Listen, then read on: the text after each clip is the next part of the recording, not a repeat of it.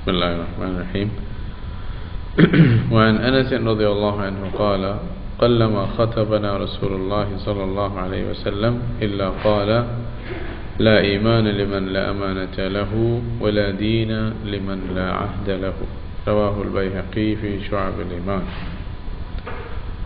আনাস ইবনে মালিক রাদিয়াল্লাহু তাআলা আনহু থেকে বর্ণিত, তিনি বলতেছেন, রাসূলুল্লাহ সাল্লাল্লাহু আলাইহি ওয়াসাল্লাম খুব কম সময় এমন হতো যে রাসূলুল্লাহ সাল্লাল্লাহু আলাইহি ওয়াসাল্লাম খুতবা দিতেন বা ওয়াজ নসিহত করতেন আমাদেরকে, কিন্তু এই কথাটা উনি বলতেন, মানে এই কথাটা প্রায় সময় রাসূলুল্লাহ সাল্লাল্লাহু আলাইহি ওয়াসাল্লাম নিজের খুতবার মধ্যে বলতে থাকতেন। কোনটা? লা ঈমানা লিমান লা আমানাতা লাহু ওয়ালা দীনা লিমান লা আহদা লাহু। খুবই সংক্ষিপ্ত কথা, কিন্তু অনেক আসলে ব্যাপক একটি বিষয় রাসূলুল্লাহ সাল্লাল্লাহু আলাইহি ওয়াসাল্লাম এই মানে কয়েকটি কথার মধ্যে বলে দিয়েছেন। ব্যাপক একটি বিষয়ের ব্যাপারে একটা গাইডলাইন দিয়েছেন যে আসলে এটা বাস্তবতা কি জিনিসটা, এটা রাসূলুল্লাহ সাল্লাল্লাহু আলাইহি ওয়াসাল্লাম বলে দিয়েছেন। আর ঈমানের সাথে কোন কোন জিনিসের সম্পর্ক আছে, আর শুধু মানে দুই রাকাত নামাজ পড়ে বা এটা করে তো খাঁটি মুসলমান কি হয়ে যাওয়া যায়, নাকি এটার সাথে আরো অনেক কিছু সম্পর্ক আছে, এটা আপনারা বুঝবেন রাসূলুল্লাহ সাল্লাল্লাহু আলাইহি ওয়াসাল্লামের এই হাদিসটা পড়লে। তো বলতে লা ঈমানা লিমান লা আমানাতা লাহু, এখানে ঈমান নাই বলতেছে আর কি, যে ঈমান নাই কার?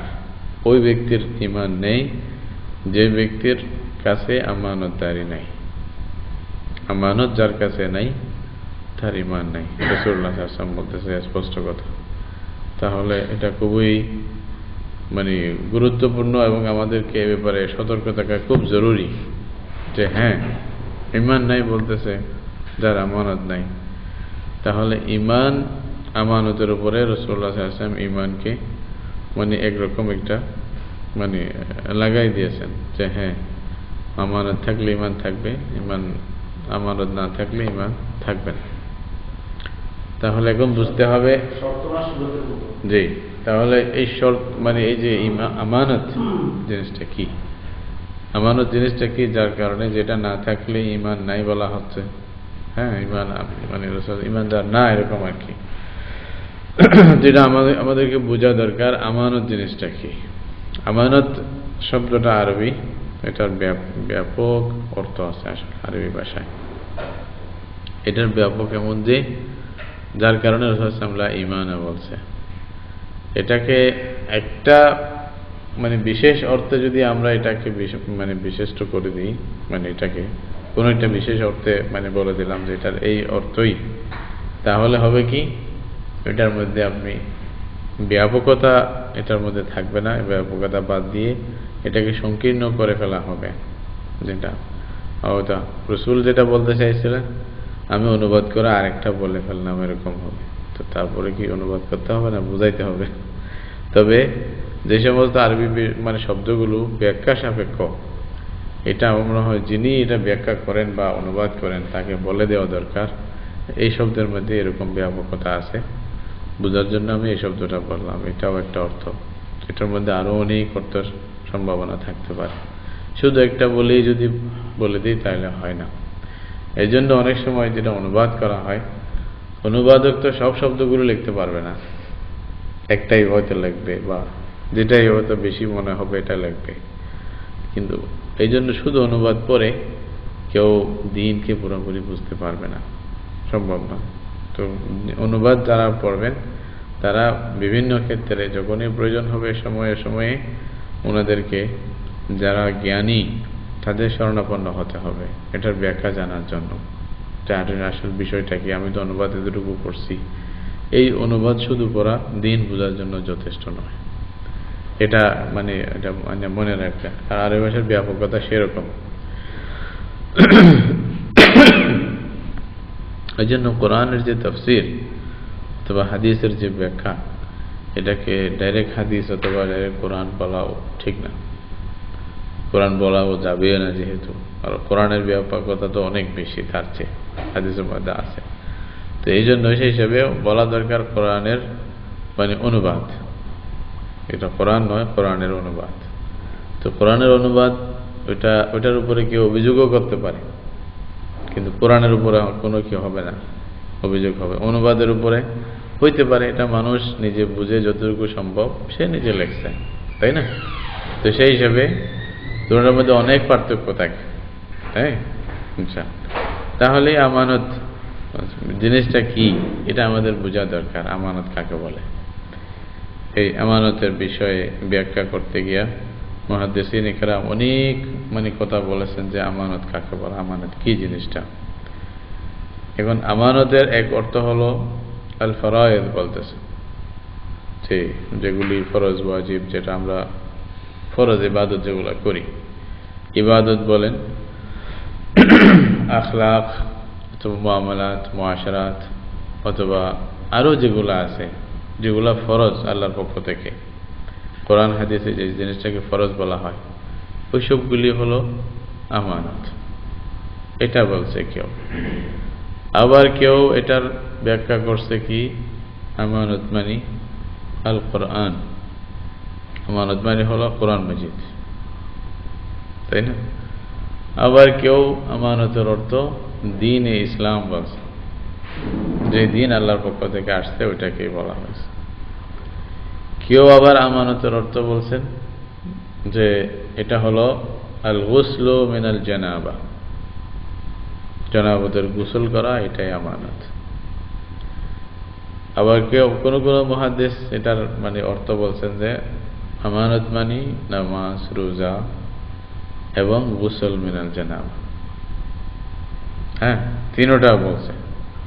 কোন মুহাদ্দিস এর চেয়ে আরো একটু ব্যাপকতা দিয়ে আরো একটু ব্যাপক করে ওনারা বলছেন যে যেটার দ্বারা আল্লাহর ইবাদত করা হয়, যে জিনিস দ্বারা, ওই সব কিছু আমানত থেকে উদ্দেশ্য, পুরো দিন, পুরো শরীয়ত, এটা আর কি। তো তাহলে আসলে আমানত জিনিসটা কি, এটা সম্পর্ক কোথায় কোথায়, যেটা রাসূলুল্লাহ সাল্লাল্লাহু আলাইহি ওয়াসাল্লাম বললেন।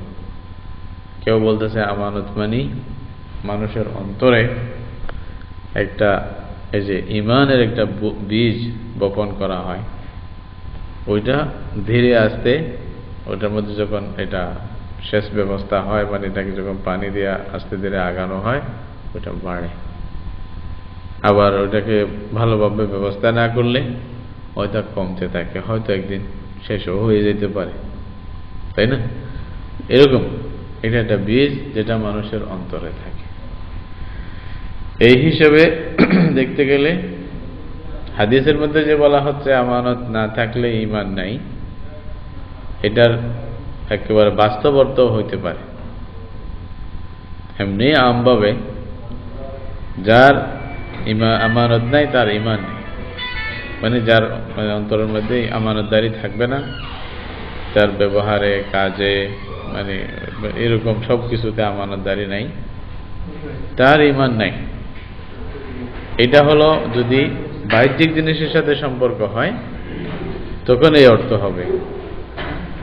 আর যদি যেটা বললাম ফি জাযরি কুলুবির রিজাল কুলুবিন নাস, মানুষের অন্তরের ভিতরে একটা ঈমানের একটা দানা যেটা বপন করা হয়, ওইটাই যদি আমানত হিসাবে আপনি মনে করেন আমানতের অর্থ, তাহলে তখন লা ঈমানা যে হাদিসে বলা হচ্ছে, এটা কর বাস্তব হিসাবে ঈমানের নফি হতে পারে, আসল ঈমানই নেই, এটাও হতে পারে। ঠিক আছে? তাহলে এখন আমাদের বুঝতে হবে এই যে লা ঈমানা, এটার অর্থ নির্ণয় করার জন্য আগে আমানত শব্দ যেটা এই হাদিসে বলা হয়েছে, এটার অর্থ আমাদের বুঝতে হবে। এটার অর্থ যদি নির্ধারণ করতে পারি, আমানত কাকে বলে, আমানত জিনিসটা কি, এটা যদি বুঝতে পারি, সেই হিসাবে লা ঈমানা যেটা বলতেছে এটার অর্থ হবে। যেরকম বললাম, একটা আমানত আমরা মনে করি যে, আমরা সাধারণভাবে যেটা মনে করি আর কি, যে টাকা পয়সা কারো কাছে রাখছে, এটা আমানত। হ্যাঁ, এবং এই আমানতটা যে দিবে না তাকে আমরা মুনাফিক বলি। আমানত রাখা হয়েছে, আমানত খেয়ানত করলো, আমানতের রক্ষা করলো না, আমানতদারি নাই তার মধ্যে, এটা স্বাভাবিক। আমাদের একটা ওরফের মধ্যে, পরিভাষার মধ্যে একটা জিনিস আছে, ঠিক না? তো এটাতে আমরা বলি কি, আমানতদারি নাই, তার মধ্যে সে মানে আমানত রক্ষা করে না, মানুষের আমানত নষ্ট করে ফেলে, ধ্বংস করে ফেলে, এটা ভুল। কথার কথা, এই আমানতের মধ্যে টাকা হতে পারে, কোন মানে গুরুত্বপূর্ণ জিনিস হতে পারে, যেমন নাকি আমানাত ইলা আহলিহা। হ্যাঁ, কোরআনে এক জায়গায় এরকম আছে না, ইউরাদ্দুল আমানাত ইলা আহলিহা ওয়া ইযা হাকামতুম বাইনান নাসি ফাহকুমু বিল আদল। হ্যাঁ, মানে আমানাত তাদের কাছে পৌঁছায় দাও, এটা হয়তো বিশেষ বস্তুর সাথে সম্পর্ক। এই আমানতের মধ্যে যেটা বলা হয় সেটা হলো কি, বিশেষ জিনিস, যেগুলা জিনিস মানুষ কারো কাছে রাখলো। আমার কাছে কিছু স্বর্ণ আছে, আপনার কাছে আমানত রাখলাম, তাই এটা আমানত, আমি যাচ্ছি, আমি যদি ফিরে আসতে পারি নেব, না হয়তো এরকম হয় আমানতদারি। তো আমানতদারি কি, যেভাবে রাখছে সেইভাবে উনি জিনিসটা ওনার কাছে পৌঁছাই দিবে, তাই না? আবার কারো একটা হক আরেকজনের কাছে আছে, যে আমানতদারি, ওনার হক হলো কি, যেটাই হক যেভাবে আছে সেভাবে আরেকজনের কাছে পৌঁছাই দেব। একটা মেসাল, যেমন নাকি একটা লোক, বুখারী শরীফ আছে, 3 জন লোক উনি কোথাও যাচ্ছিলেন, তখন হঠাৎ করে একটু বৃষ্টি, মানে ভাব বৃষ্টি যখন পাইল তাদেরকে, বৃষ্টি থেকে বাঁচার জন্য এক পাহাড়ের গুহায় তারা ঢুকে পড়ল। তো যখনই আশ্রয় নিল, ভিতরে ঢুকলো, উপর থেকে একটা বড় পাথর খণ্ড এসে ওই যে গুহার মুখ বন্ধ করে দিল।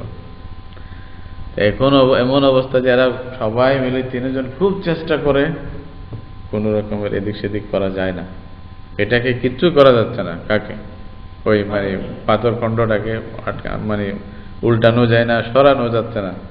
শেষ পর্যন্ত সব জোর লাগানোর পরে যখন বললো যে অসম্ভব, আর সম্ভব না, এখন আমাদের জন্য জ্যান্ত কবর হয়ে গেল, ঠিক না? কারণ তখনকার যুগে তো কোনো মোবাইল বা কোনো একটা ওয়্যারলেস মাধ্যম, এরা যে আটকে আছে এটা বলার জন্য কোনো সুযোগ নেই। কে বলবে? এই পাহাড়ের ভিতরে যদি আটকা পড়ে আছে, চিৎকার করলে কে শুনবে? মানুষ, বাইরের মানুষরা তো কেউ শুনবেও না যে এটা এখানে মানুষ আছে, কারো কল্পনায় আসবে না এখানে মানুষ আছে বলে। তাহলে মরা ছাড়া আর কোনো উপায় তো নাই। কিন্তু ওনারা বুঝতে পারলো যে হ্যাঁ, এখনো এমন এক সত্তা আছে যিনি আমাদের কথা এখনো শুনবে। কে?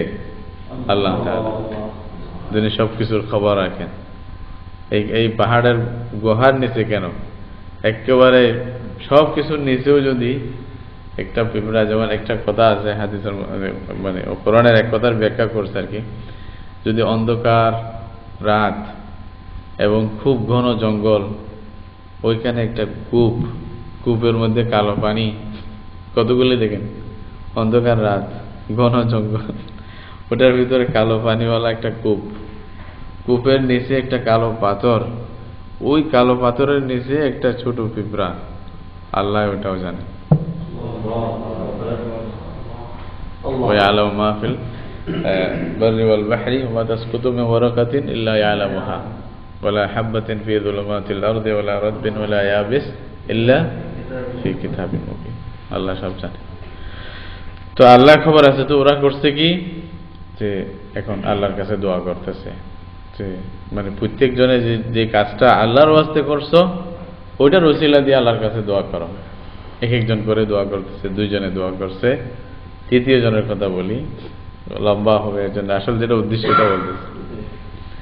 উনি দোয়া করতে গিয়ে বলতেছে, আল্লাহ আমি একজন লোককে কাজে রাখছিলাম, আমানতের কথা বলতেছে এটা বোঝার জন্য, কাজে রাখছিলাম, সে আমার কাছে মজুরি করবে, এই মজদুরির বদলা পারিশ্রমিক হিসাবে তাকে যা আমি দিব, এটা তাকে যখন দিলাম, যে আল্লাহর বান্দা তুমি কাজ করছো, তোমার পারিশ্রমিক নিয়ে যাও। বলছে যে কয়েকজন তারা ছিল, বাকি সবাই নিয়ে গেছে, একজন মানুষ বলল যে আমি এখন নেব না, পরে আসিয়া নেব, সে রেখে গেল। তার যত টাকা আছে 3 দিনার 5 দিনার যাই আসে আর কি, বলছে সে চলে গেল আর আসলো না। বলছে আমি কি করলাম, দোয়া করতেছে যে আল্লাহ আমি কি করলাম, তার পয়সাটা দিয়ে একটু এটাকে ইনভেস্ট করলাম বাড়ার জন্য। ওই পয়সাটা যেহেতু আছে, বসে থাকে ফায়দা কি, ইনভেস্ট করলাম, পরে হয়েছে কি একটা দুইটা হতে হতে এক ঝাঁক ছাগল হয়ে গেছে, তার মানে বিরাট একটু ছাগল। তারপরে বলছে যে প্রায় বছর 2 পরে সেই ব্যক্তি আসছে, আসিয়া বলতেছে আব্দুল্লাহ, আল্লাহর বান্দা, আমার ইয়া দাও, পারিশ্রমিক দাও। তুমি বলছো ও তোমার পারিশ্রমিক? বলছে আচ্ছা আচ্ছা ভালো হয়েছে তুমি আসছো। তো আমি বললাম, দোয়া করতেছে যে এই যে ছাগলগুলো দেখতেছো সব তোমার পারিশ্রমিক। তুমি বলতেছে আমার সাথে ডং মস্কারি করিও না, আমি 2-3 দিন আর পাবো, তুমি এতগুলি ছাগলের কথা বলতেছো কেন?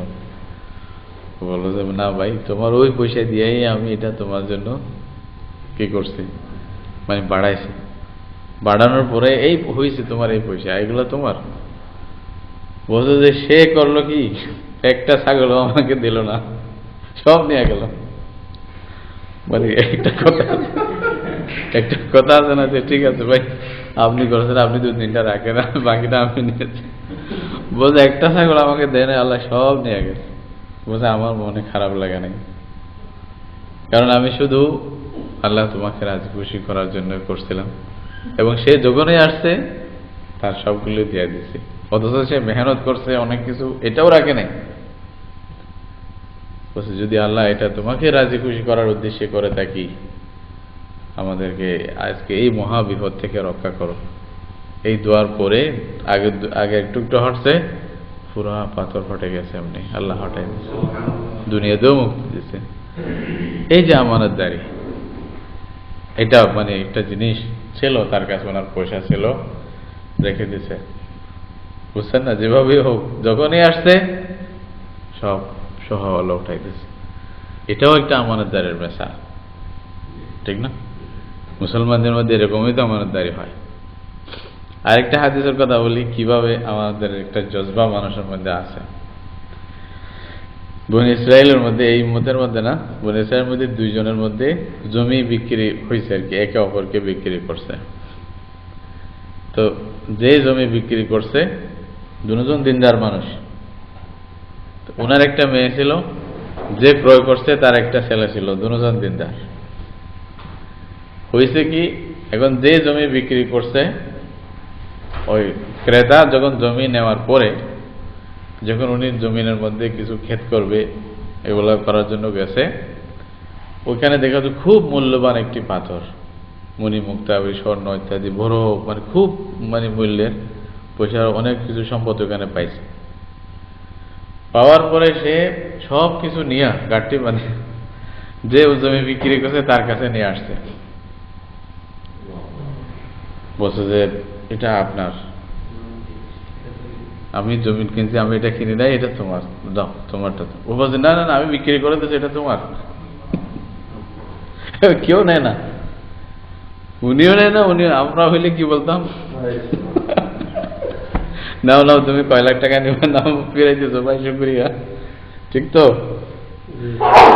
এও নেয় না, ও নেয় না, শেষ পর্যন্ত বিচার গেছে, নবীর কাছে বলতেছে এখন এখন এটা কে নিবে?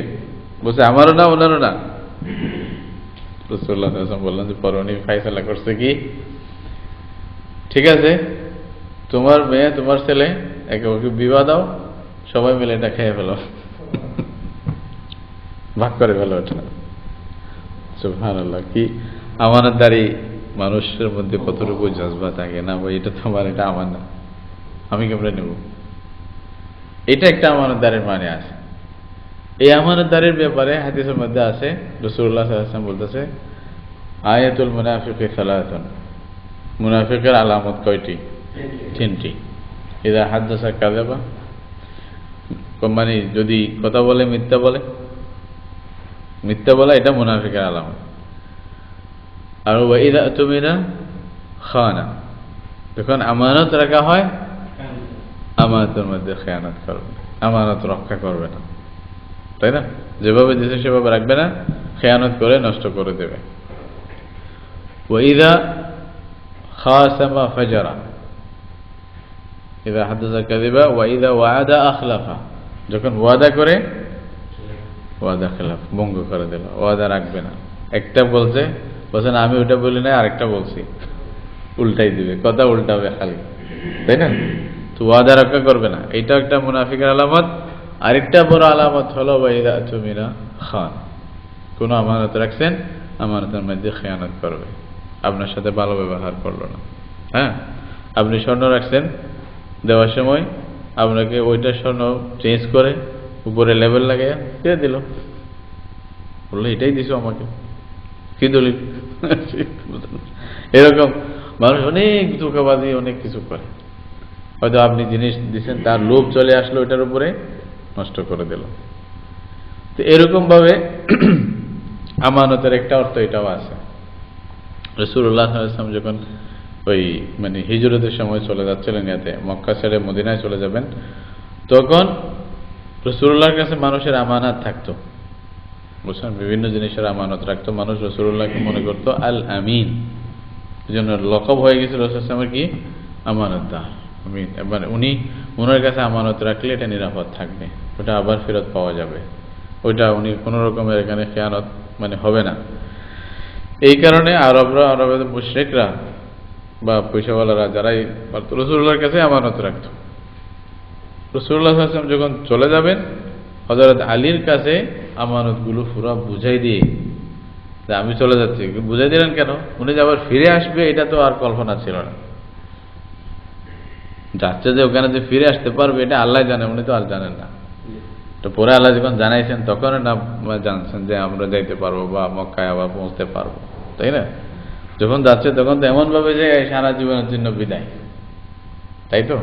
তো ওখানে লোকদের আমানত ছিল, আমানত গুলো মানে হযরত আলী রাদিয়াল্লাহু আনহুকে রাসূল সাল্লাল্লাহু আলাইহি ওয়াসাল্লাম বুঝাই দিলেন, আলী অমুকের আমানত, অমুকের আমানত, অমুকের আমানত, এগুলো তুমি পৌঁছাই দেবে। রাসূলুল্লাহ সাল্লাল্লাহু আলাইহি ওয়াসাল্লামের বিছানায় উনি শুয়ে থাকলেন, আমানতগুলো বুঝে নিলেন, তারপরে রাসূল সাল্লাল্লাহু আলাইহি ওয়াসাল্লাম রওনা হলেন। এইটা একটা আমানত আছে যেটা মানুষের মধ্যে, এটাও বড় একটা বিষয়।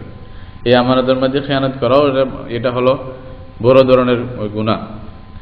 তবে এই আমানতের এই অর্থ যদি নেন, তাহলে মানে হাদিসের মধ্যে যেটা বলল লা ঈমান লিমান লা আমানাতা লাহু, রাসূলুল্লাহ সাল্লাল্লাহু আলাইহি ওয়াসাল্লাম বলেন এরকম আমানতদারি যে রক্ষা করবে না তার ঈমান নাই, এটা মানে হলো নাফিউল কামাল।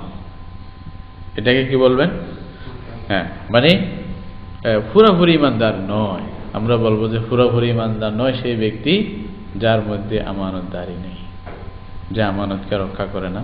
অনেক সময় হয়তো মানুষ নিজের পরিবারকে রেখে যেতে পারে কারো কাছে, আপনি বিদেশে আসতেছেন, কাউকে দায়িত্ব দিয়ে আসছেন, ঠিক না? নিজের পরিবারের, নিজের ঘরের, নিজের এই সেই, আপনার মেয়ে থাকতে পারে, স্ত্রী থাকতে পারে। তো সেই সুযোগ পেয়ে আপনি আপনার অনুপস্থিতির সুযোগ পেয়ে সে পুরাই ধ্বংস করে দিল। আপনি পয়সা পাঠালেন, সে ঘর বানালো নিজের নামে, যখন গেছেন আপনার কিছু নাই, তাই না? স্ত্রীও নিয়ে গেল, ঘরও নিয়ে গেল, হয় না এরকম ঘটনা? আফসোসের বিষয়, যার কাছে আমানত রাখি আসলেন সে সবচেয়ে বড় রক্ষক না হয়ে বক্ষক হয়ে গেল, সবকিছু আপনার ভক্ষণ করে ফিনিশ। এটাই এক সময় ছিল অমুসলিমরা যখন কোথাও সফরে যাইত, অমুসলিমরা যখন সফরে যাইত, নিজের পরিবার মানে আত্মীয় স্বজন, বাচ্চা, মেয়ে, ছেলে সবাইকে একজন মুসলমানের কাছে আমানত হিসেবে রেখে যেত, ওর আরেকজন অমুসলিম বাদ দিয়া।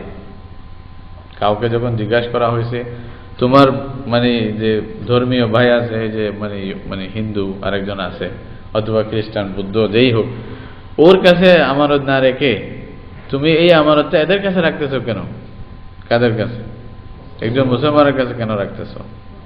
তখন সে উত্তর দিল যে আমি জানি মুসলমানদের এটা ধর্মের আদেশ, এরা আমানতের মধ্যে খেয়ানত করবে না। এটা আমার পরিবার, আমার একজন হিন্দুর চেয়েও বেশি একজন মুসলমানের কাছে বেশি নিরাপদ থাকবে, এটা আমার বিশ্বাস, এই জন্য আমি ওদের কাছে রেখে যাচ্ছি। কোথায় সে মুসলমান? কোথায় সে মুসলমান? এখন তো আমরা হিন্দু, আর হিন্দু যদি জানি তাহলে তো আরো বেশি করব, ও আর কি করবে? নাউজুবিল্লাহ। অথচ আমানতদারের বিষয়টা অনেক বড় আসলে। এইটা হলো এমন আমানত যেটা বললাম। তো এরকম আমানতদারি যদি না থাকে, আল্লাহ রাসূল বলেছেন লা ঈমানা লিমান লা আমানাতা, তার ঈমান থাকবে না। আর একটা আমানত যেটার কথা কোরআনের আরেক জায়গায় আসছে আপনার ইন্না আরাদনাল আমানাতা আলাস সামাওয়াতি ওয়াল আরদি ওয়াল জিবালি ফাআবাইনা আন ইয়াহমিলনাহা ওয়া আশফাকনা মিনহা ওয়া হামালাহা আল ইনসান। এটা কি আমানত? এটা আবার এরকম কিছু আমানতদারি না যে ওকে রাখতে দিল ও নিয়ে নিল, এরকম না যে রক্ষা করতে পারবে না। এই আমানতের অর্থ অনেক ব্যাপক আসলে, যেটা বললাম আর কি।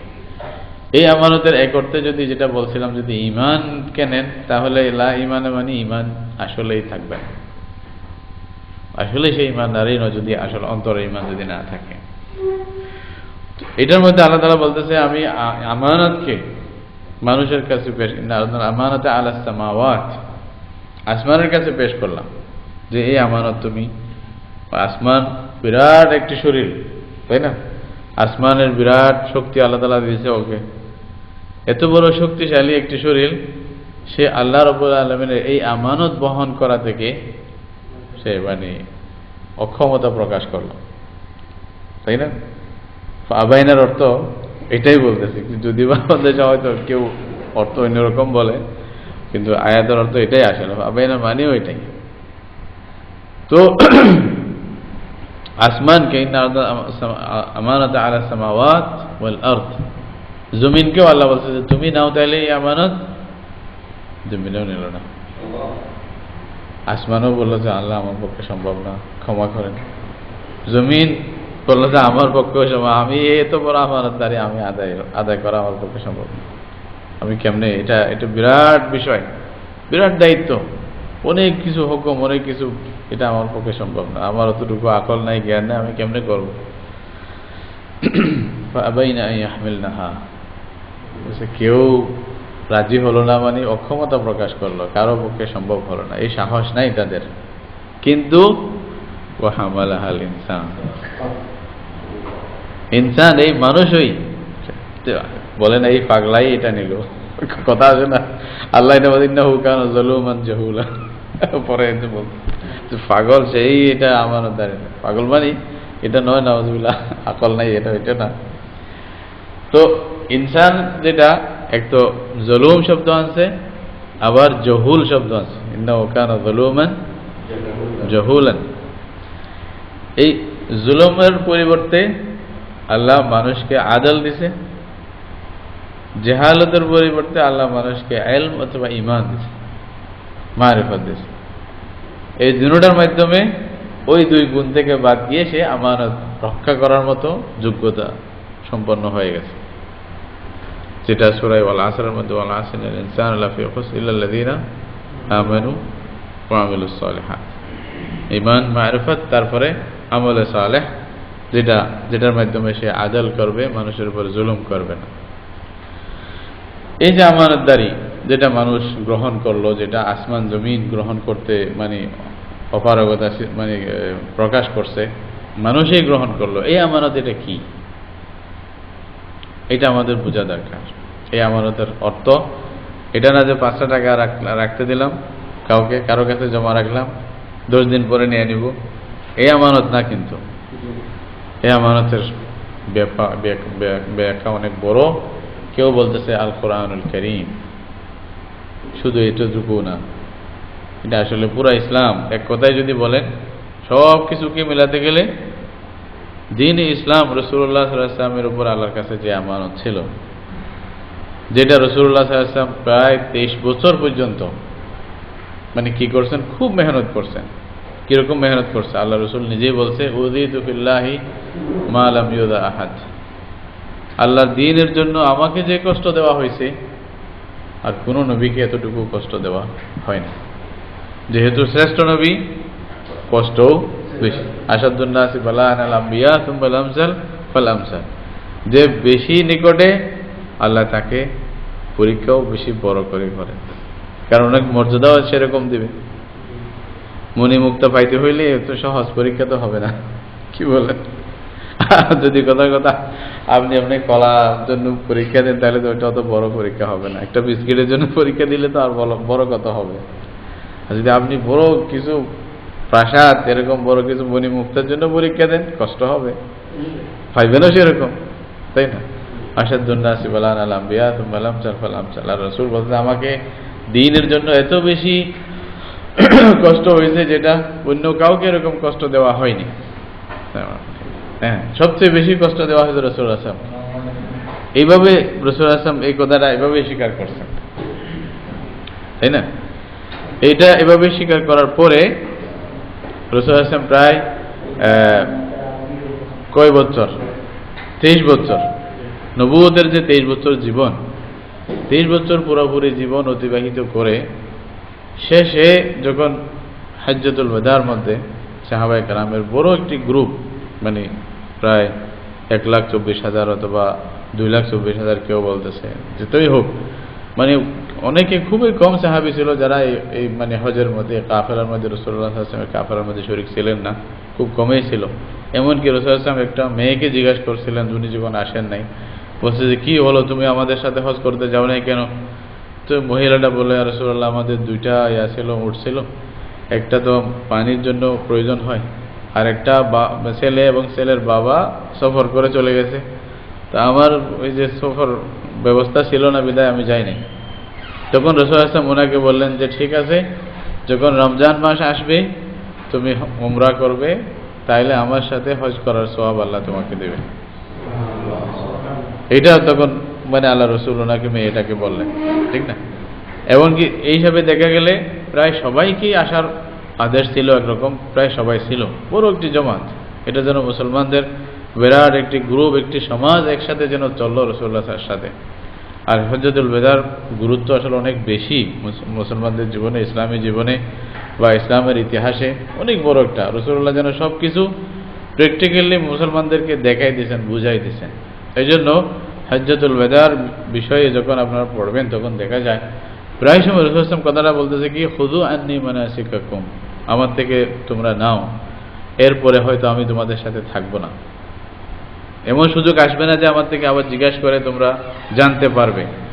এখন এই সময় এক একটা জিনিস তোমরা আমার থেকে জানার চেষ্টা করো এবং সেভাবে করার চেষ্টা করো, তাই না? দেখাইছেন, করে করে দেখেছেন। ওই হজ্জাতুল ওয়াদার মধ্যে যে মানে ঐতিহাসিক যে ভাষণ দিয়েছেন আল্লাহ রাসূল সাল্লাল্লাহু আলাইহি ওয়াসাল্লাম, সেই ভাষণের মধ্যে পরে সব কিছুর পরে মনে করেন এটাই রাসূল সাল্লাল্লাহু আলাইহি ওয়াসাল্লামের সমস্ত মানুষকে সাক্ষী করার একটা শেষ এরকম ইন্তজাম ছিল। তখন আল্লাহ রাসূল বললেন যে আলা হাল বাল্লাগতু, এই কথাটা জিজ্ঞাসা করলেন সবাইকে, বললেন যে এত 1 লাখের চেয়েও বেশি মানুষ সবাই উপস্থিত, সবাইকে রাসূল সাল্লাল্লাহু আলাইহি ওয়াসাল্লাম বলছেন আলা হাল বাল্লাগতু, কারণ এই দায়িত্ব আল্লাহ তাআলা রাসূলকে আগে দিয়েছিলেন। ইয়া আইয়ুহার রাসূল বাল্লিগ মা উনজিলা ইলাইকা মির রাব্বিক, যেটা আপনার উপরে নাজিল করা হয় আপনি তাবলীগ করেন, দায়িত্ব পৌঁছে দেন। তখন সাহাবায়ে কেরাম রাদিয়াল্লাহু তাআলা আনহুম আজমাইন যে জুমলা বলছেন, ওইখানে আমানতের কথাটা আছে। এই জন্য আমি কথাটা বলতেছি। কি বলছেন? ওইখানে গিয়ে বলতেছেন নাশহাদু আন্নাকা বাল্লাগতার রিসালা ওয়া আদাইতাল আমানা।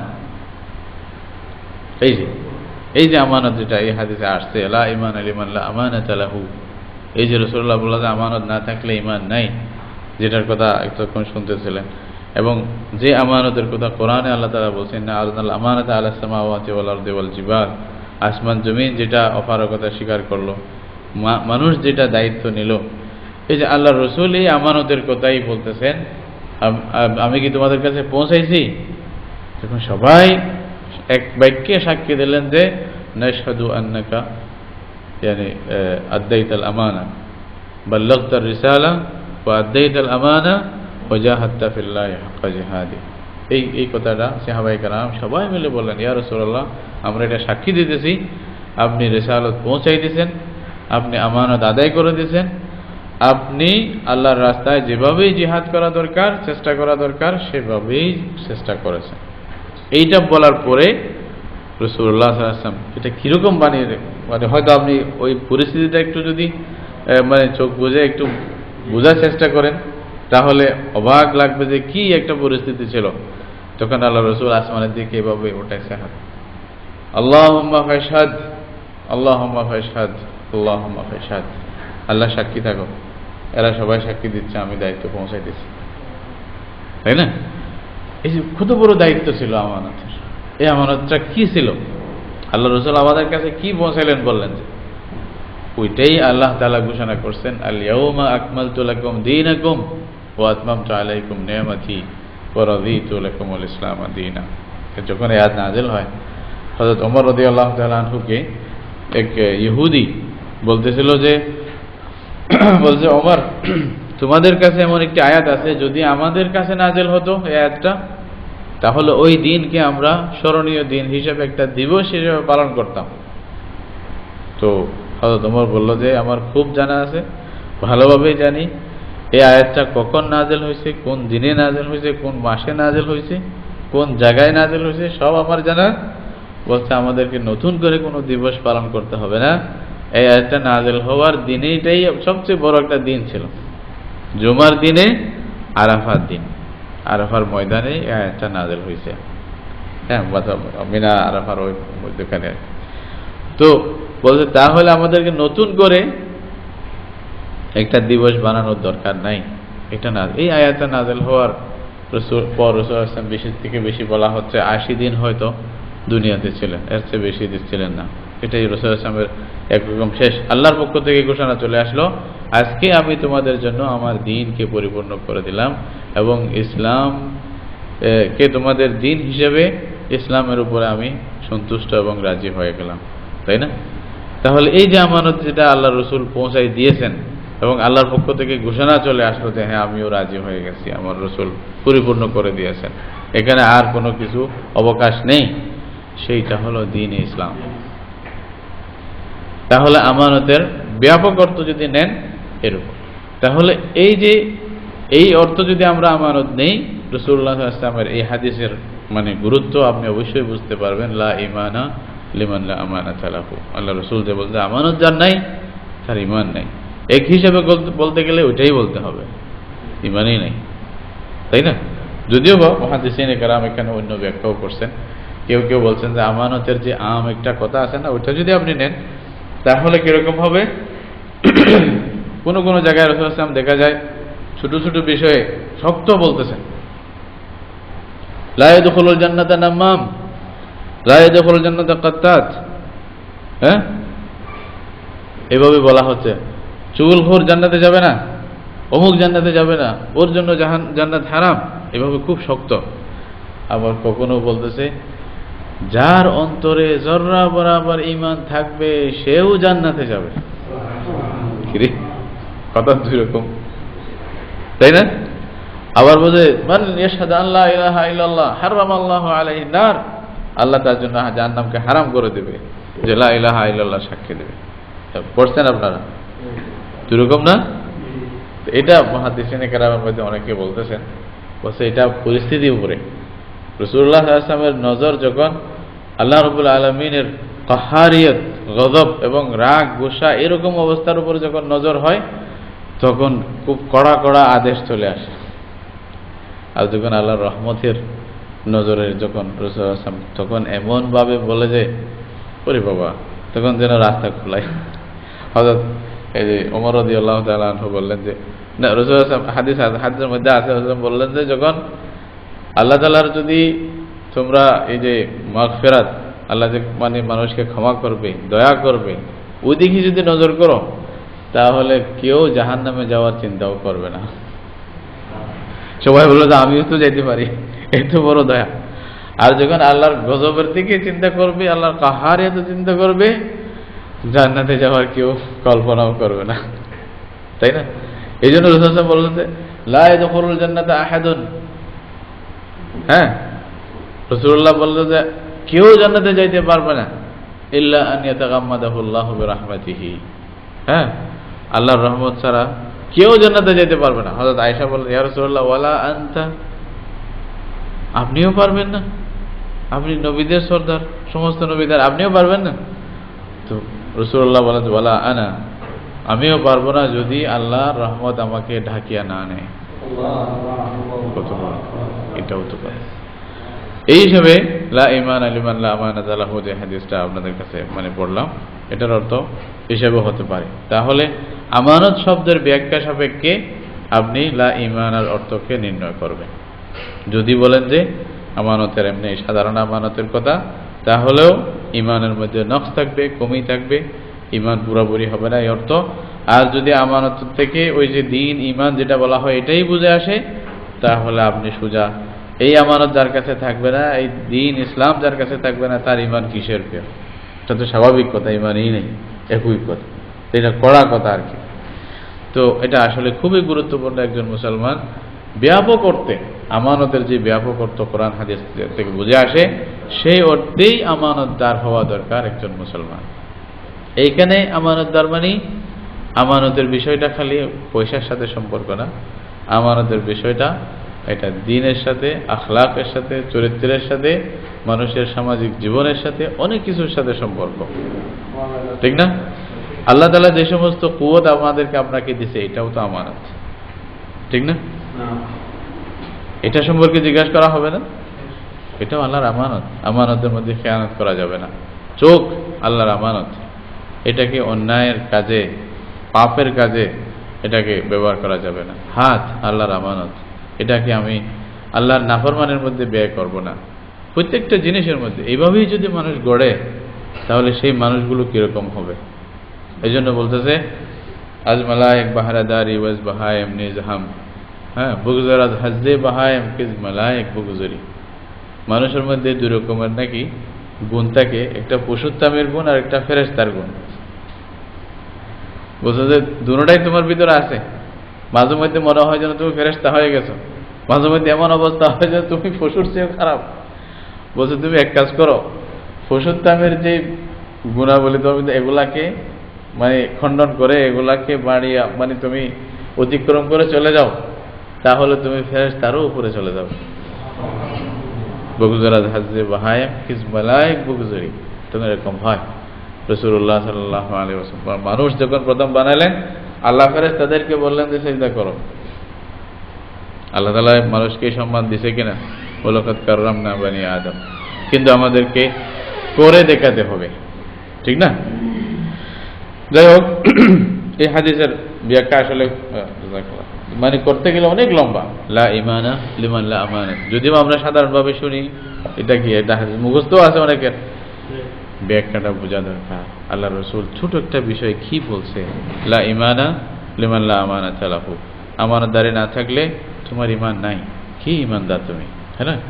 একজনের মানে অনেক সময় কথা আমানত থাকে, কথা বুঝেন, ওই কথা আপনি কেন আরেকজনকে বলবেন? সে আপনাকে যে আমানত হিসাবে, মুসলমানদের আমানত হিসাবে যদি বলে, তাহলে আপনি বলবেন না। হ্যাঁ, একজনের ইশারা এটাও আমানত থাকে। রাসূলুল্লাহ সাল্লাল্লাহু আলাইহি ওয়াসাল্লামকে একবার এই মজলিসে একজন মানে যাকে হত্যা করে দেওয়ার কথা ছিল, এরকম একজন লোক আসছে। তো লোক আসতে সাহাবায়ে কেরাম বলছে ইয়া রাসূলুল্লাহ, আপনি একটু চোখের ইশারা দিতেন, তাহলে আমরা ওনাকে দুই টুকরা করে দিতাম। বলছে নবী লা ইয়াকুন নবী খায়নাতুল আয়ুন, নবী চোখের মাধ্যমে খেয়ানত করে না। আমি এটা কেন, এটা আমানত, আমানতের সম্পর্ক অনেক বড়। আপনার দায়িত্ব দিয়েছে, এটাও আমানত, এটা আপনাকে রক্ষা করতে হবে। লা ইমানা লিমান লা আমানাত লাহু, আপনার ছেলে মেয়ে, তারপরে এই যে মানে স্ত্রী, সবগুলি আমানত। আল্লাহ আপনাকে আমানত দিয়েছে, এই আমানত আপনি রক্ষা করবেন, সেই হিসাবে নেবেন। যদি এই হিসাবে নেন, তাহলে আপনার ব্যবহার এরকমই হবে এগুলোর সাথে, ঠিক না? একজন খাদেম আপনার কাছে আমানত, তাই না? একে যদি আপনি মনে করেন সে আমার গোলাম, আমি যা ইচ্ছা তাই করবো, তার সাথে যেরকম ব্যবহার করব, তাহলে তো আপনার ব্যবহার অন্যরকম হবে। আর যদি আপনি বলেন এটা আমানত, জিজ্ঞাসা করা হবে আমার কাছে, আল্লাহর কাছে আমি জিজ্ঞাসিত হব, তখন আপনার কাছে হয়তো ওই চরিত্র যেটা রাসূলুল্লাহ সাল্লাল্লাহু আলাইহি ওয়াসাল্লাম থেকে পাওয়া যায়, এটার কিছু না কিছু হইলেও হয়তো পাওয়া যাওয়ার মানে কিছু একটা আশা থাকবে। ওটা কি? হযরত আনাস বলতেছেন, আমি রাসূলুল্লাহ সাল্লাল্লাহু আলাইহি ওয়াসাল্লামের 10 বছর খেদমত করছি, 10 বছরের মধ্যে কোন একটা কাজ যেটা করার ছিল আমি করি নাই, আল্লাহ রাসূল আমাকে জিজ্ঞাসা করে নাই কেন করো নাই। আর যেটা না করার ছিল করছি, এটা আমাকে জিজ্ঞাসা করে নাই কেন করছো। 10 বছর 1-2 দিন না, এটা হযরত আনাসের সাক্ষী, যে হাদিসের রাবি যিনি। তাহলে কোথায় আল্লাহ রাসূল আমানতকে কোথায় কোথায় কিভাবে বুঝতেন? মহিলাদের ইস্তাউসু বিন নিসাই খায়রান, এটাও আমানত, আপনাকে রক্ষা করতে হবে, আপনি আমানতদার। যতটুকু সম্ভব, তাই না, চেষ্টা করা, পুরাতে পারবেন না। এই জন্য আমানতের পুরা একটু ব্যাপক ব্যাখ্যা হিসাবে আমানতের জিনিসটা বুঝলে আমাদের জন্য মানে দিন বোঝা আসলে অনেক সহজ হয়ে যাবে। রাসূলুল্লাহ সাল্লাল্লাহু আলাইহি ওয়াসাল্লামের একটা হাদিস তাহলে দেখেন, এক একটা হাদিস মুজিজা হয় না কেমনে। এই জন্য শেখুল হাদিস রাহমাতুল্লাহ আলাইহি উনি বলতেন যে রাসূলুল্লাহর প্রত্যেকটা হাদিসই মুজিজা, প্রত্যেকটা হাদিসই মুজিজা যদি আমরা বুঝি। কারণ এমন ব্যাপক কথা, উচিত জাওয়ামি আল কালিম, এক শব্দে এত কথা বলতে পারেন, এটা নবীর বৈশিষ্ট্য, এটা অন্য কেউ পারবে না, এটা সম্ভব না মানুষের কাছে বলা, মানুষ বলতে পারবে না, আল্লাহ রসুলই বলছিলেন। যার কারণে একটা হাদিসে যদি মুখস্থ হয় বা এটার মানে ব্যাখ্যা সহ সবকিছু জানতে পারি, আমাদের দিন এবং সঠিক পথে চলার জন্য যথেষ্ট হয়ে যায় আসলে। কিন্তু খেয়াল করি হাদিসের দ্বিতীয় অংশ হলো ওয়ালা দীনা লিমান লা আহদা লাহু। প্রথম ইয়া ছিল লা ঈমান লিমান লা আমানাতা লাহু ওয়ালা দীনা লিমান লা আহদা লাহু। রাসূলুল্লাহ সাল্লাল্লাহু আলাইহি ওয়াসাল্লাম বলতেছেন, যার ওয়াদা রক্ষা যার মধ্যে নাই, তার দিন নাই। দিনও যদি না থাকে, ঈমানও না থাকে, তার কি থাকলো আর? বুঝে আসছে এখন? তো আহাদ এটা কি? আহাদের অর্থের মধ্যে মুহাদ্দিসিনে কেরাম বা শারহিনে হাদিস এরা বিভিন্ন রকমের অর্থ বলছেন। একটা হলো মানুষ থেকে আল্লাহ ওয়াদা নিয়েছিলেন, এটা একেবারে আদম আলাইহিস সালাম যখন জান্নাতে ছিলেন তখন আদমকে সৃষ্টি করার পরে, আদমকে হাওয়াকে সৃষ্টি করার পরে এক সময় আল্লাহ তাআলা আদমের পেটে হাত দিয়ে কিয়ামত পর্যন্ত যতগুলি মানুষ আসবে সবার চেহারাকে, রূহকে আল্লাহ ওখানে হাজির করছে। আল্লাহ পারেন কিনা? আদমের পিঠে আল্লাহ একটা এরকম ব্ল্যাকবোর্ডে দেখাইতে পারতেন। কথা বলতেছে, হাদিসের শব্দ বোঝার জন্য, লিঙ্কটা বোঝার জন্য বলতেছে। আদমের পিঠ থেকে কেন বুঝছেন? কোরআন আপনি পড়ছেন না? ইয়াখরুজু মিন বাইনিস সুলবি ওয়াত তারায়েব। আল্লাহ মানুষকে যে সৃষ্টি করবে, বাপের পিঠ মায়ের সিনা, এই তো সুলবি ও তারায়েব, এইখান থেকে একটা পানির ফোঁটা বের হবে, যেটা আগে বাপের কাছে আমানত থাকবে, তারপরে আমানত আল্লাহ মায়ের কাছে পৌঁছাবে, দুজনের সমন্বয়ে, তারপরে এটাকে দুনিয়াতে আনবে। এই তো সূত্র হিসাবে যদি যায়, আমার আপনার বংশের সূত্র কোথায় গিয়ে শেষ হয়? আদম পর্যন্ত, তাই না? তো সেই হিসাবে উনি সবাইয়ের বাপ, ঠিক না? মুসলমানদের এক বাপ হলো কে? এই হিসাবে বাপ হলো আদম, শুধু মুসলমান না, সবাই। আর মুসলিম জাতি হিসাবে জাতির পিতা যদি বলেন ইব্রাহিম আলাইহিস সালামকে বলবেন, ওই অর্থ যেটা বলতে চাইলাম, এই হিসাবে আদম আলাইহিস সালাম হলো সবাইয়ের বাপ, ওখান থেকেই শুরু। পুরার বাপ মা আছে কি? নেই। আল্লাহ তাআলা মা ছাড়াই ওনাকে পয়দা করছে। ইন্না মাসালা ঈসা ইনদাল্লাহি কামাসালি আদম খালাকাহু মিন তুরাব সুম্মা ক্বালা লাহু কুন ফায়াকুন, হয়ে গেছে, তাই না? এই যে আদমের পিঠ থেকে সবাইকে উঠাইলেন, অর্থাৎ বর্তমান বিশ্বের যে ব্যাখ্যা, আমাদের এখানে অনেক মাশাআল্লাহ ইংরেজি শিক্ষিত ভাইয়েরা আছে ও বড় জ্ঞানী গুণীরা আছে, আমরা বুঝবেন। এমনি কথা বললেই ডিএনএ এর যে সিস্টেম, ওখান থেকেই শুরু, বুঝছেন? আপনি পরীক্ষা করে দেখেন, যেতে শেষ পর্যন্ত আদমে গিয়া শেষ হবে। এর বাইরে আপনি কোনো ডিএনএ পাইবেনই না, কোনো ডিএনএ এর বাইরে কিচ্ছু পাবেন না।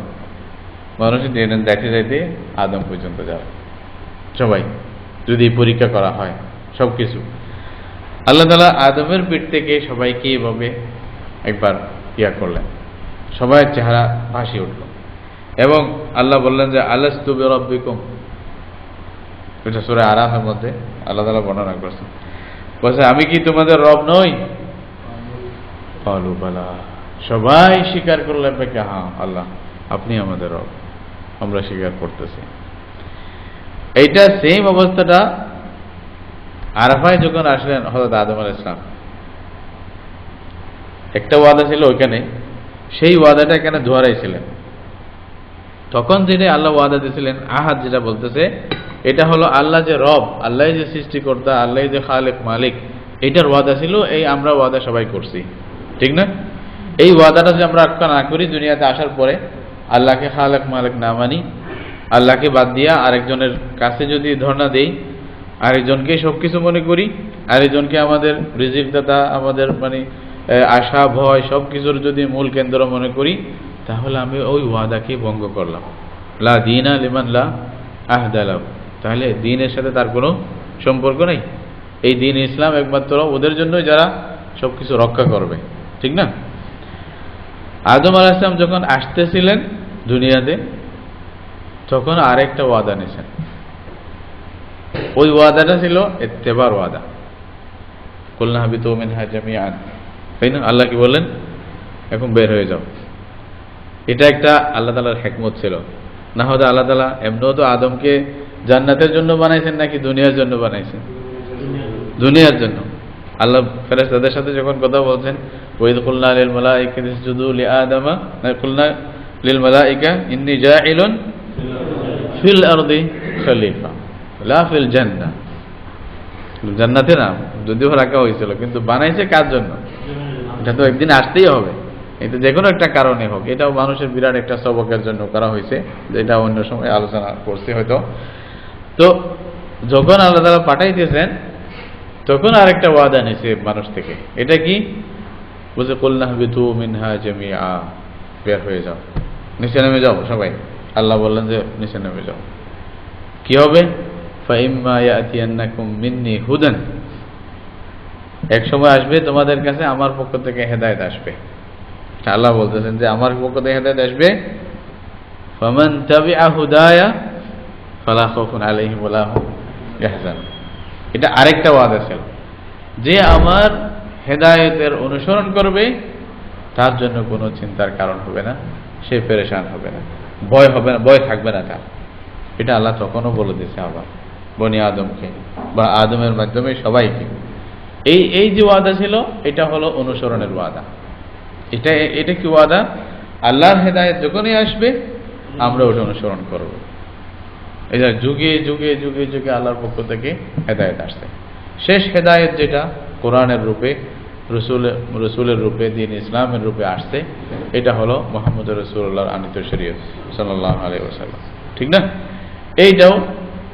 এটাও একটা আহাদ, যেটা আল্লাহর সাথে আমরা করছি যে আমরা অনুসরণ করব। এটা যদি রক্ষা না করি, রাসূলুল্লাহ সাল্লাল্লাহু আলাইহি ওয়াসাল্লামের কথা হলো লা দীনা লিমান লা আহদা লাহু, তোমরা যদি দ্বীনকে না মানো, এই যে হেদায়েতকে না মানো, তাহলে তোমাদের দ্বীন নেই। সেম ঘটনাটা আদম আলাইহিস সালামকে যখন আল্লাহ তাআলা উনি ওই যে আরফার ময়দানে যখন গিয়েছিলেন আদম আলাইহিস সালাম, তখনও আল্লাহ তাআলা এরকম একটা অবস্থা আবার করছিলেন। কখন? আদম আলাইহিস সালাম যখন হজ করতে দেখেন, আরাফাতে যখন হজ করতে গেছেন, তখন আরাফার ময়দানে, তখন ওইটাকে নামান বলতো, জবালুন নামান। আরাফার নাম আরাফা ছিল না, নামান ছিল নাম। ওইখানে আল্লাহ তাআলা আদম আলাইহিস সালামের পিঠ থেকে আবার সমস্ত মানুষ কিয়ামত পর্যন্ত যারা পৃথিবীতে আসবে সবার চেহারাকে রূহানীরা আবার বাসাইছে, তাও আদমের পিঠ থেকে। ওই আগে যেসব বলছিলাম ওইটা মনে রাখবেন। আবার তখনও এমনি কোথাও দেখাই নাই, আদমের পিঠ থেকে আল্লাহ বলছে যে দেখো। তখন তাদেরকে জিজ্ঞাসা করছে, আমি কি তোমাদের রব? আগের কথা বলছে। তখন আরো কিছু কথা হাদিসের মধ্যে আছে, হয়তো মিশকাতে আসবে, বলছে যে তোমরা পৃথিবীতে আসার পরে ভুলে যাইবা না আমার সাথে কাউকে শরীক করবে না। এই কথাটা আল্লাহ তাআলা ওয়াদা নিয়েছে তখন। তো ওরা বলছে যে হ্যাঁ আমি শরীক, বলছে যে শরীক যদি না করো তোমাদেরকে আমি শাস্তি দেব না, আর যদি আমার সাথে কাউকে শরীক করো তাহলে তোমরা আমার কাছে আসার মতো তোমাদের মুখ থাকবে না, তোমাদেরকে আমি দেখাও পছন্দ করব না। কিয়ামতের মধ্যে আছেন লা ইয়ানজুরুল্লাহু ইলাইহিম, আল্লাহ তাদেরকে দেখবেন না। যা আমার কাছে আনি, আমার সামনে আসিও না, ওদেরকে আনিও না, যা নিয়ে যাও এখান থেকে, এরকম বলবে না? তখন আদম আলাইহিস সালাম যখন দেখছে, আদম আলাইহিস সালামকে আল্লাহ দেখাইছে সবাই, ওইখানে একটা চেহারা খুব উজ্জ্বল ছিল। উজ্জ্বল মানে দেখতে সুন্দর লাগতেছে বেশি। আদম আলাইহিস সালাম খুশিতে বললেন যে আল্লাহ এটা কে? এই যে একটু বেশি মানে সুন্দর মনে হচ্ছে, এটা কে? তো জিবরাইল আলাইহিস সালাম বললেন যে এটা দাউদ আলাইহিস সালাম। বলছে ঠিক আছে, তাকে আমি আমার হায়াত থেকে 50 বছর দিয়ে দিলাম। কে? আদম আলাইহিস সালাম। আদম আলাইহিস সালামের হায়াত ছিল কত? 1000 বছর। 1000 বছর ছিল। তো 950 বছর যখন অতিবাহিত হয়েছে তখন মালাকুল মউত আসছে, আসিয়া বলতেছে যে আপনার তো সময় চলে আসছে। বলছে কি বলো আমার সময় চলে আসছে? আরো 50 বছর আছে না? বলছে আমার বয়স ইয়া না, আমার হায়াত তো 1000 বছর, এখন 950 হয়েছে, আরো 50 বছর আছে, তুমি কেন আসছো? বলছে আপনি কি ভুলে গেছেন? আপনি তো 50 দিয়ে দিয়েছিলেন। এই যে প্রথম আদম বলছে, এই জন্য আদমের মানুষরা বলছে আমার ভুল হয়ে গেছে, তারপরে বুঝে আসছে আর কি আদম আলাইহিস সালাম বলতে আমার ভুল হয়ে গেছে, তাহলে তারা বলতে অসুবিধা নেই, এটাও বাকিটাও নাও, অসুবিধা নেই।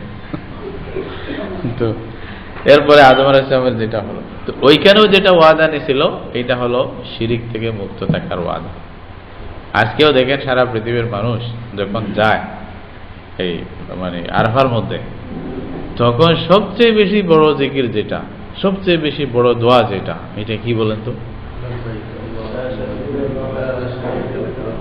ওটা তো আছে শুরুতে, কিন্তু রাসূলুল্লাহ সাল্লাল্লাহু আলাইহি ওয়াসাল্লাম বলতেছেন আফদালুদ দুআই দুআউ আরাফা, সর্বোত্তম দোয়া হলো আরাফাত দোয়া।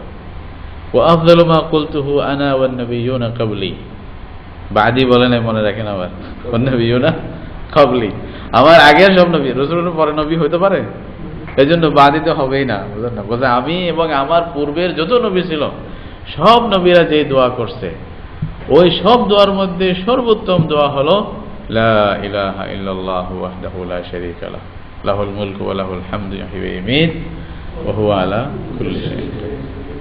এই যে তাওহীদের মানে বারবার তাওহীদকে দোহরানো, লা ইলাহা ইল্লাল্লাহ মানে হজে গিয়া হাজিরা সবচেয়ে বড় যেটা দোয়া করে ওইটাই হলো সেই তাওহীদের শিকার, যেটা আদম থেকে বনে আদম থেকে আল্লাহ তাআলা ওই মাঠে অনেক হাজার বছর পূর্বে আল্লাহ আবার ওয়াদাটা নিয়েছিলেন। আমরা গিয়া ওইখানেই সেই ওয়াদাটা আবার আল্লাহর কাছে ব্যক্ত করি যে আল্লাহ আমরাও স্বীকার করতেছি লা ইলাহা ইল্লাল্লাহু ওয়াহদাহু লা শারীকা লাহু, আল্লাহর কোনো শরীক নেই, আল্লাহর কোনো, শুরু থেকে হয় তাওহীদ লাব্বাইক আল্লাহুম্মা লাব্বাইক দিয়া ওইখানে গিয়ে এই দোয়াটাই পড়ি, যেন আবার দোহারায় ওই মাঠে গিয়া, যেই মাঠে আমাদের থেকে একবার আগে ওয়াদা নেওয়া হয়েছিল বাপের পিঠ থেকে, তাই না? যাদেরকে আল্লাহ হজের তৌফিক দেন, এবং যাদেরকে হজের তৌফিক দিবেন না তারাও সারা পৃথিবীতে সেম দোয়াটা ওই দিন পড়ে, তাই না? আর অন্য অন্য দিনের মধ্যে পড়ে বেশি করে দোয়া করে। তো এইটা আরেকটা ওয়াদা যেটা আল্লাহ তাআলা নিয়েছিলেন, এই ওয়াদা শিরিক থেকে দূরে থেকে তাওহীদকে বাঁচা, তাওহীদকে রক্ষা করার ওয়াদা, এটাও আমাদের মধ্যে থাকতে হবে। রাসূলুল্লাহ সাল্লাল্লাহু আলাইহি ওয়াসাল্লাম ওয়ালা দীনা লিমান লা আহদা লাহু, যদি এই ওয়াদা তোমরা রক্ষা না করো তোমাদের দিনদারিয়ত কোথায় যাবে, দিন কিছু থাকবে না। তাহলে আল্লাহ যে রব এটাও মানতে হবে, দিন অনুসরণ করা এটাও মানতে হবে, তাওহীদকে রক্ষা করার যে ওয়াদা এটাও আমাদের মানতে হবে। এর সাথে সাথে আমরা পরস্পরের মধ্যে যে ওয়াদা করি, একের সাথে চুক্তি করি, কথা বলি, এগুলাও রক্ষা করতে হবে। হ্যাঁ, এটা যদি রক্ষা না করি তাহলে তখন ওয়ালা দিনা মানে দিনের মধ্যে নকশ কমই থাকবে, আর ওইটার মধ্যে মানে দিনেই থাকবে না। বুঝে আসছে কথা?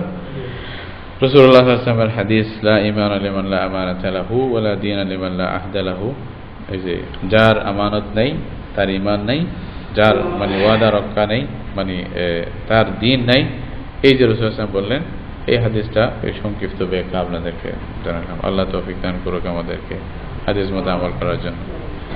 জাযাকুমুল্লাহ খাইর।